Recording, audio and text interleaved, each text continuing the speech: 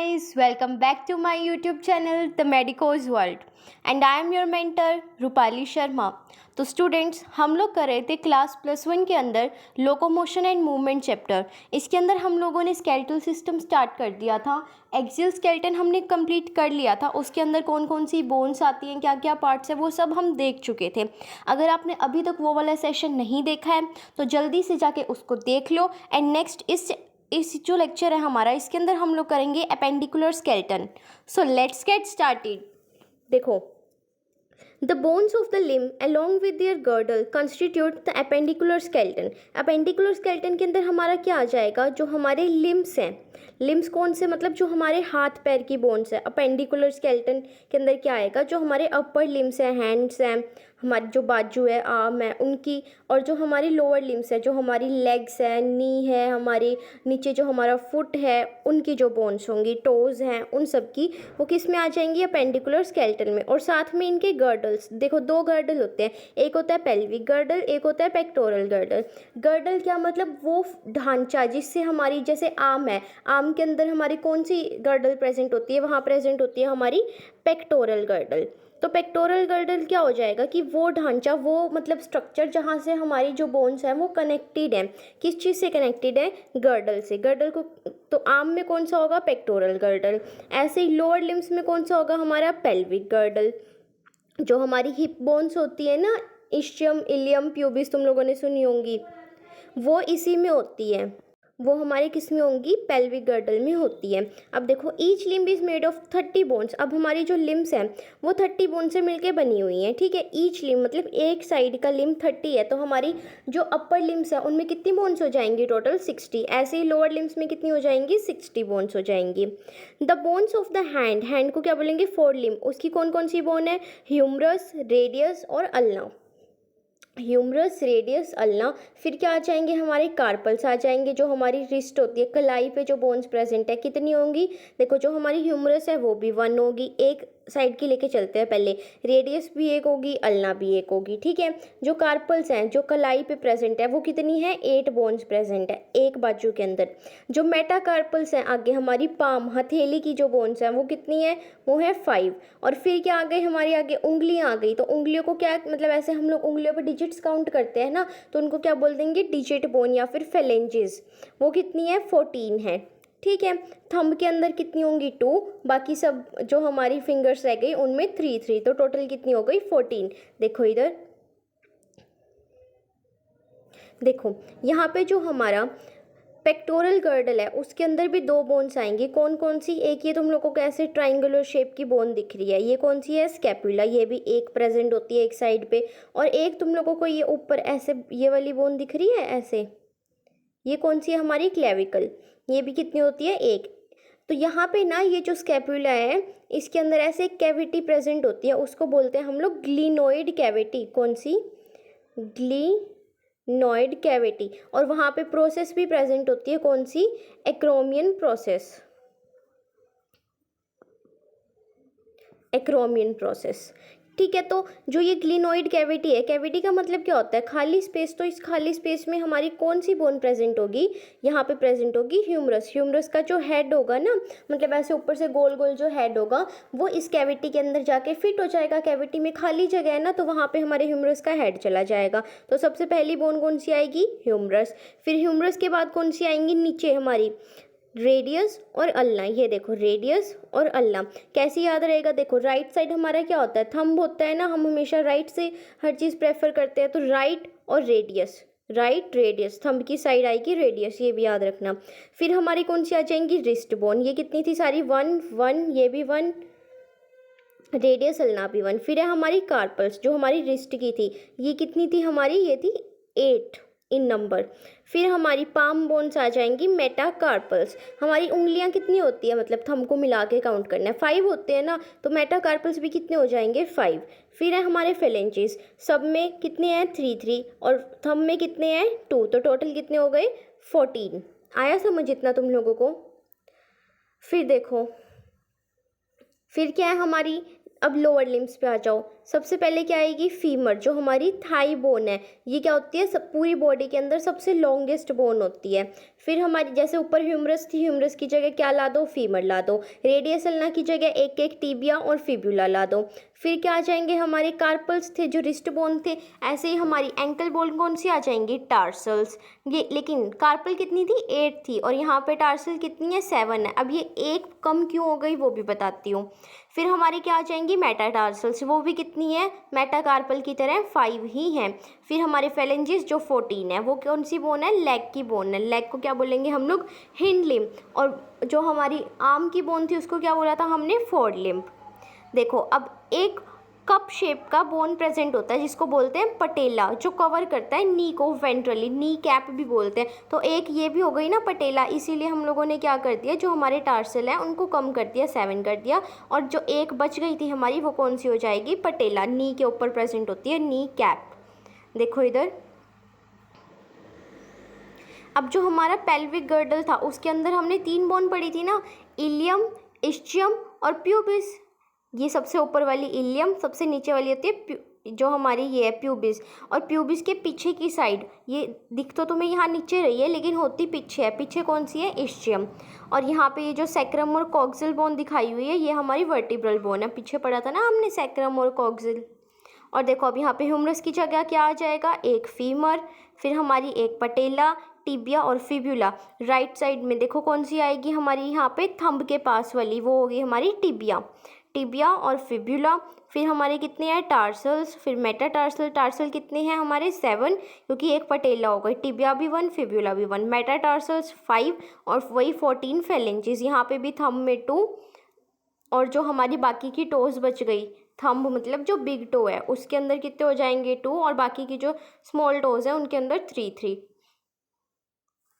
फिर है हमारा देखो पेक्टोरल और pelvic girdle. Bones help in the articulation, वो किस में, आर्टिकुलेशन में हेल्प करते हैं, फिक्सिंग में, किसकी, अपर और लोअर लिम्ब की रिस्पेक्टिवली। मतलब पेक्टोरल किस में करेगा, अपर लिम्ब में, और पेल्विक करेगा लोअर लिम्ब में, विद द एक्सियल स्केलेटन की, एक्सियल स्केलेटन के साथ भी किसी चीज़ से कनेक्टेड होंगे ना जो हमारे एक्सट्रीमिटीज़ है, मतलब अपेंडिकुलर स्केलेटन में जो हमारी लिम्स आ रहे हैं वो।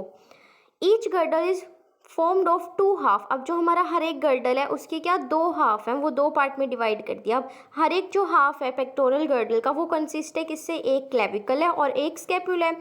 तो दोनों साइड होंगे ना, एक एक क्लेविकल और एक एक स्कैपुला, यानी कि 2 क्लेविकल्स प्रेजेंट होती हैं और 2 स्कैपुला। स्कैपुला कैसी है, लार्ज ट्राइंगुलर फ्लैट बोन है जो सिचुएटेड है कहाँ पे, dorsal part of the thorax में। थोरेक्स जो हमारा रीजन है थोरेसिक कैविटी, उसके डोर्सल पार्ट में, पीछे की side.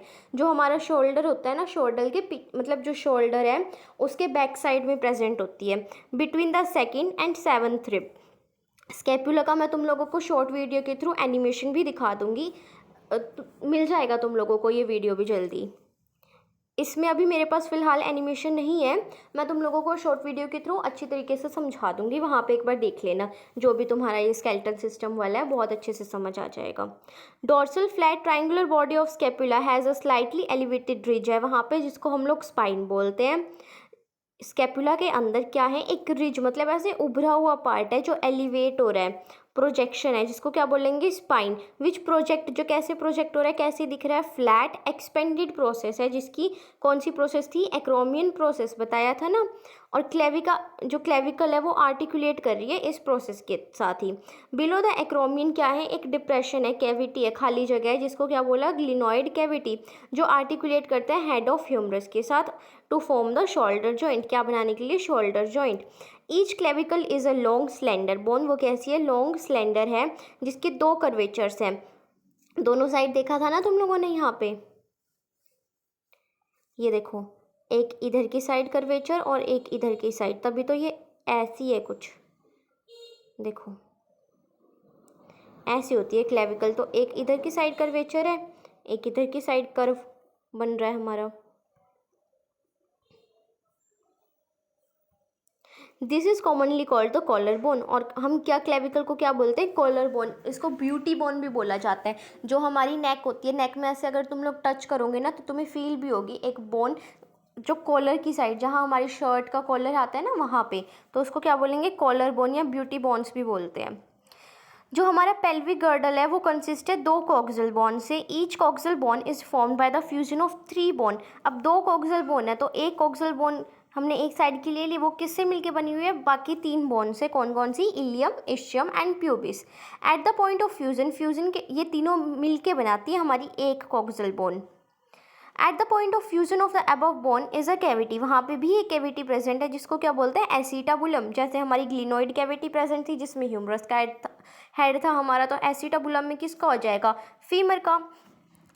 To which the thigh bone articulate. Thigh bone कौन सी थी हमारी? जल्दी से कमेंट में बताओ। और ये भी बताना हमारी लॉन्गेस्ट बोन कौन सी है बॉडी की, अभी बताया मैंने ऊपर। The 2 halves of the pelvic girdle meet ventrally. जो 2 हाफ है पेल्विक गर्डल के, मतलब दोनों साइड वाला, तुम्हारी 2 लेग्स है ना, तो एक लेग का और दूसरी लेग का, दोनों के जो गर्डल है उनका हाफ कर देखो। गर्डल तो हमने क्या कर लिया, ये एक पूरा गर्डल है हमारा, एक इधर से लेग निकल रही है एक इधर से, इसको हाफ कर दो तो दोनों का जो ये वाला हाफ है और ये वाला हाफ है ये मीट कर रहे हैं, आगे मिल रहे हैं कहाँ पे? वेंट्रली। और क्या बना रहे हैं यहाँ पे? ये बना रहे हैं प्यूबिक सिम्फाइसिस, जो क्या है? फाइब्रस कार्टिलेज से मिलके बना हुआ है। इतना आया समझ? फिर देखो, फिर क्या है हमारा? जॉइंट। अगर तुम्हें कोई भी क्वेरी आ रही है, कोई डाउट आ रहा है, तो तुम लोग कमेंट सेक्शन में बेझिझक पूछो, मैं हर क्वेश्चन सॉल्व करूंगी तुम्हारा। अगर इससे रिलेटेड तुम्हें अभी भी स्केलेटल सिस्टम समझ नहीं आ रहा है तो वो भी बता दो मुझे, मैं और अच्छे से समझाने की कोशिश करूँगी। फिर क्या हमारे जॉइंट्स, इसके एनिमेशन वीडियो मिल जाएंगे तुम लोगों को, शॉर्ट वीडियो मैं बना दूँगी। फिर है हमारे जॉइंट्स की, जो हमारी बॉडी मूव कर रही है वो मूव किसकी वजह से कर रही है? जॉइंट की वजह से। तो जॉइंट किस में हेल्प करेगा? ऑल टाइप ऑफ मूवमेंट में हेल्प करेगा, involving the bony parts of the body. Bone की मूवमेंट में भी हेल्प कराएगा। अब जो हमारी लोकोमोटरी मूवमेंट है, are no exception to this. Locomotory movement जितनी भी है वो किसकी वजह से हो रही है? जॉइंट्स की वजह से।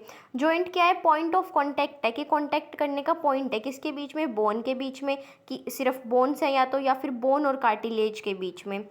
Force generated by the muscle, जो मसल्स हैं जब वो शॉर्ट होती है, मतलब हमने पढ़ा था ना स्लाइडिंग फिलामेंट थ्योरी में कि वो कॉन्ट्रैक्ट करती है, तो फोर्स लगेगा बोन के ऊपर भी, जो किस में हेल्प करेगा? मूवमेंट में हेल्प करेगा, इन जॉइंट्स के थ्रू।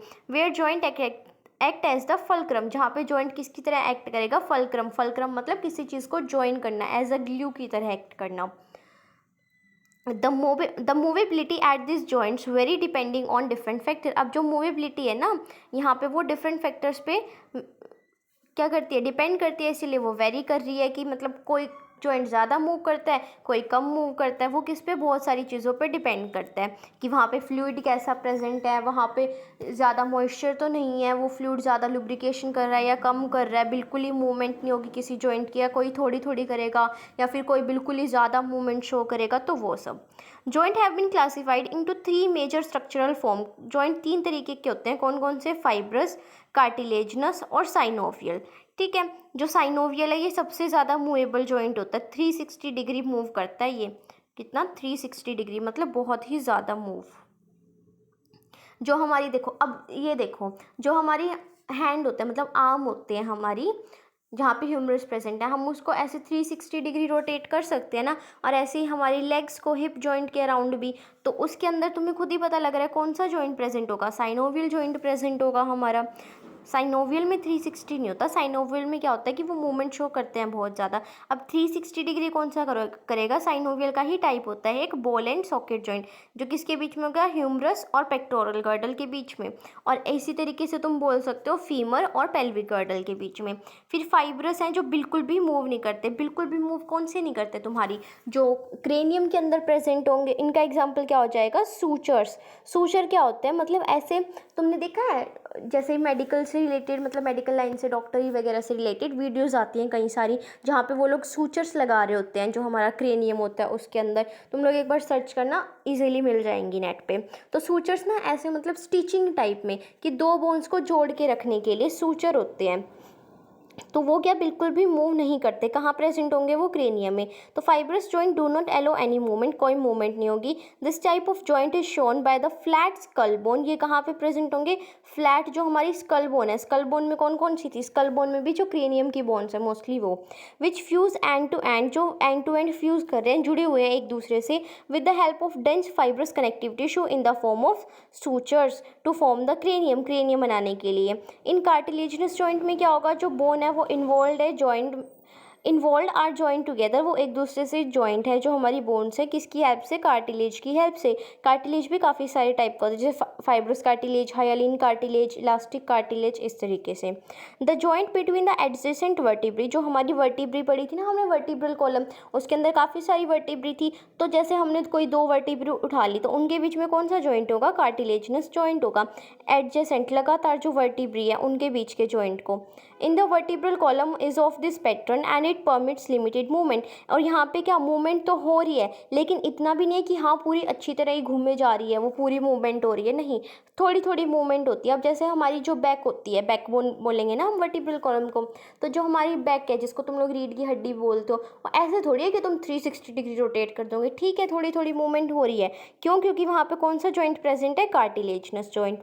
फिर है हमारा साइनोवियल जॉइंट, जो क्या बहुत ही ज़्यादा मूवमेंट शो करता है। यहाँ पे क्या प्रेजेंट होगा, एक फ्लूइड फिल्ड कैविटी होगी, उस कैविटी को क्या बोल देंगे, नाम क्या है इस जॉइंट का, साइनोवियल जॉइंट, तो कैविटी का नाम भी क्या होगा, साइनोवियल कैविटी। और यहाँ पे कुछ फ्लूइड प्रेजेंट होगा इस कैविटी में, फ्लूइड का नाम भी क्या हो जाएगा, साइनोवियल फ्लूइड, जो लुब्रिकेशन में हेल्प करेगा। तो देखो फ्लूइड फिल्ड साइनोवियल कैविटी है between the articulating surface of two bones, दो बोन्स के बीच में। Such an arrangement allows considerable movement, इसी अरेंजमेंट की वजह से यहाँ पे अच्छी खासी मूवमेंट हो सकती है। ये जॉइंट किस में हेल्प करेंगे, लोकोमोशन में हेल्प करेंगे और बहुत सारी दूसरी मूवमेंट्स में भी। अब जो हमारा बॉल एंड सॉकेट जॉइंट है, किसमें, ह्यूमरस और पेक्टोरल गर्डल के बीच में, ये भी किसका एग्जाम्पल है, साइनोवियल का। ये सारे एग्जाम्पल शुरू हो गए। बॉल एंड सॉकेट कितना होता है, 360 डिग्री मूव करना। हिंज जॉइंट कैसा होता है, जो डोर लाइक, मतलब एक ही साइड ओपन होगा, जैसे हमारा डोर है वो एक ही साइड जाता है ना बाहर, या तो मतलब अंदर की तरफ खोलते हो ना तुम लोग डोर को, एक ही साइड खुलेगा वो, या फिर बाहर की साइड खुलेगा। तो ऐसे ही हमारी एक साइड कौन सी बोन्स मूव करती है, जो हमारे नी जॉइंट में प्रेजेंट होती है या एल्बो जॉइंट में प्रेजेंट होती है। फिर है हमारा पाइवेट जॉइंट, मतलब एक चीज़ के ऊपर दूसरी चीज़ रोटेट कर रही है, तो वो किस में प्रेजेंट होगा, एटलस और एक्सिस में। यहाँ पे तुम क्या एग्जाम्पल दे सकते हो, स्कल का एग्जाम्पल भी दे सकते हो हमारी नेक बोन के साथ, कि स्कल मूव करता है नेक बोन के ऊपर। फिर है ग्लाइडिंग जॉइंट, जहाँ पे एक चीज़ दूसरे के ऊपर ग्लाइड कर रही है, वो किसके बीच में प्रेजेंट होगा, जो हमारे कार्पल्स हैं उनके बीच में या टार्सल्स के बीच में। फिर है सैडल जॉइंट, सैडल जो सैड है, सैड कौन सा है सबसे ज़्यादा, थंब, क्योंकि तुमने इसको सबसे कम चीज़ें दी हैं, है ना, जो हमारे फेलेंजीज है वो कम दे रही है तुमने थंब को, तो ये उदास हो गया बेचारा। सैडल जॉइंट, सैडल जॉइंट किसके बीच में होगा, कार्पल और मेटाकार्पल के बीच में। देखा है ना, हमारा थंब भी मूवमेंट करता है। ये सैडल जॉइंट मतलब किस में हेल्प करेगा, जैसे हमारा जो थंब है, देखो। अच्छा एक बात बताओ, क्या हमारी सारी उंगलियां, हमारी सारी मतलब जो उंगलियां आपस में एक दूसरे को टच कर सकती हैं, कर सकती है, लेकिन जो हमारा थंब है वो तो इन सब से कितना दूर है ना, और फिर भी वो सबको इतने आसानी से क्या कर रहा है, टच कर रहा है, किसकी वजह से, सैडल जॉइंट की वजह से। आया समझ। फिर नेक्स्ट है हमारे कुछ डिसऑर्डर्स मस्कुलर और स्केलेटल सिस्टम के, ये देखते हैं फटाफट से। फर्स्ट है हमारा माइस्थेनिया ग्रेविस, माइस्थेनिया ग्रेविस मतलब ग्रेविस, इससे याद रखना ग्रेविस से, कि यहाँ पे क्या बना रहा है, तुम लोगों ने ग्रेवी बना दी, चटनी बना दी, किसकी बनाएंगे हम लोग चटनी, यहाँ पे हमारा जो न्यूरोमस्कुलर जंक्शन है उसकी, तो चटनी बना दी, उसको सारा ख़राब कर दिया, तो उसकी वजह से क्या हो जाएगा, फिर ऑटो इम्यून डिसऑर्डर है ये, मतलब कि खुद ही सेल्स अपने आप की बॉडी के सेल्स को क्या कर रहे हैं, ख़राब कर रहे हैं, ऑटो इम्यून डिसऑर्डर है। अफेक्टिंग न्यूरोमस्कुलर जंक्शन, जो बन रहा था न्यूरोमस्कुलर जंक्शन बताया था, जल्दी जल्दी कमेंट्स में बताओ। लीडिंग टू फैटिग, जिसकी वजह से क्या हो जाएगा, थकान हो जाएगी, वीकनिंग हो जाएगी, या फिर पैरालिसिस भी हो सकता है स्केलेटल मसल्स का। फिर है मस्कुलर डिस्ट्रॉफी, डिस्ट्रॉफी का मतलब क्या होगा, डिस्ट्रॉफिन जीन जो हमारा प्रेजेंट होता है, पहला जीन होता है ये हमारे का बॉडी के अंदर, जीन्स प्रेजेंट होते हैं ना हमारी बॉडी में न्यूक्लियस के अंदर, जो हम लोग इनहेरिट करते हैं अपने पेरेंट्स से, तो यहाँ पे वो ख़राब हो जाएगा। Progressive degeneration of skeletal muscle, degenerate हो जाएंगी, mostly due to genetic disorder, क्योंकि जो हमारा डिस्ट्रॉफिन जीन है वो डिस्ट्रॉय हो चुका है। फिर है टेटनी, टेटनी में क्या होगा, रैपिड स्पाज्म आते हैं, मतलब वाइल्ड कॉन्ट्रैक्शन, एकदम से बॉडी कॉन्ट्रैक्ट कर रही है कोई भी पार्ट बॉडी का, और एकदम से वो छूट मतलब अपने कॉन्ट्रैक्शन को स्टॉप कर रहा है, रिलैक्स कर रहा है, फिर एकदम से कॉन्ट्रैक्ट कर रहा है, बहुत पेन होता है इसमें भी। In muscle due to low calcium in the body fluid, ऐसा क्यों होता है, क्योंकि हमारी बॉडी में कैल्शियम कम है। फिर क्या, अर्थराइटिस, आइटिस वर्ड जहाँ भी आएगा उसका मतलब इन्फ्लामेशन, और अर्थ जो वर्ड होता है अर्थ, इसको किस लिए यूज़ करते हैं, जॉइंट्स के लिए, तो यहाँ पे इन्फ्लामेशन ऑफ जॉइंट्स। फिर है ऑस्टियोपोरोसिस, ये क्या, ये फीमेल से रिलेटेड है, मतलब फीमेल्स के अंदर होता है, ये एज रिलेटेड डिसऑर्डर है। मोस्टली एस्ट्रोजन का लेवल डिक्रीज़ हो जाता है, जैसे जैसे देखो मेनोपॉज होने लग जाता है तो हमारा जो हार्मोनल लेवल है वो भी गड़बड़ा जाता है ना, वो भी कम होने लग जाता है एस्ट्रोजन और प्रोजेस्टेरोन का लेवल फीमेल की बॉडी के अंदर। तो डिक्रीज लेवल ऑफ एस्ट्रोजन की वजह से ऑस्टियोपोरोसिस होती है। इसके अंदर क्या होगा, जो बोन्स है उनका मास डिक्रीज हो जाएगा और वो फ्रेजाइल हो जाएंगी, यानी कि उनके अंदर फ्रैक्चर होने के चांसेस ज़्यादा हैं। इसीलिए तो जो हमारी देखो जो दादी होती है, नानी होती है, मतलब जो बूढ़ी औरतें होती हैं, उनके अंदर ज़्यादा जल्दी फ्रैक्चर हो जाता है ना। क्यों? क्योंकि उनकी जो बोन्स है वो वीक हो गए हैं, फ्रेजाइल हो गए हैं, इसीलिए चांसेस ऑफ फ्रैक्चर भी इंक्रीज़ हो जाएंगे। फिर है गाउट। हमारा गाउट क्या होता है, इन्फ्लामेशन ऑफ जॉइंट। किसकी वजह से, कि जो हमारा जॉइंट है, मतलब जैसे साइनोवियल जॉइंट है, वहाँ पे जो फ्लूइड प्रेजेंट है वहाँ पे क्या हो गया, जो यूरिक एसिड है उसकी जो क्रिस्टल्स है वो एक्यूमुलेट हो गई, उसको बोलेंगे, उसकी वजह से इन्फ्लामेशन हो गई, तो क्या हो जाएगी वो डिजीज़, गाउट हो जाएगी।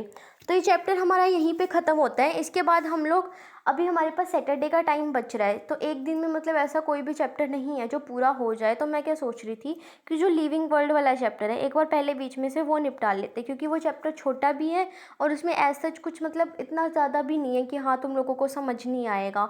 तो उसको कर लेंगे एक बार पहले। उसमें ज़्यादा से ज़्यादा 2 लेक्चर लगेंगे, 2 या 3, मोस्टली 3 भी ज़्यादा ही है, बल्कि 2 ही लगेंगे। तो एक बार उसको कर लेंगे। अगर वो सैटरडे में कंप्लीट हो रहा है तो अच्छा है, नहीं तो फिर मंडे को भी उसकी क्लास ले लेंगे, या फिर ऐसा करेंगे संडे को एक लेक्चर डाल दूँगी। So please like, share and subscribe my YouTube channel. Keep loving, keep supporting. Stay tuned. Thank you so much.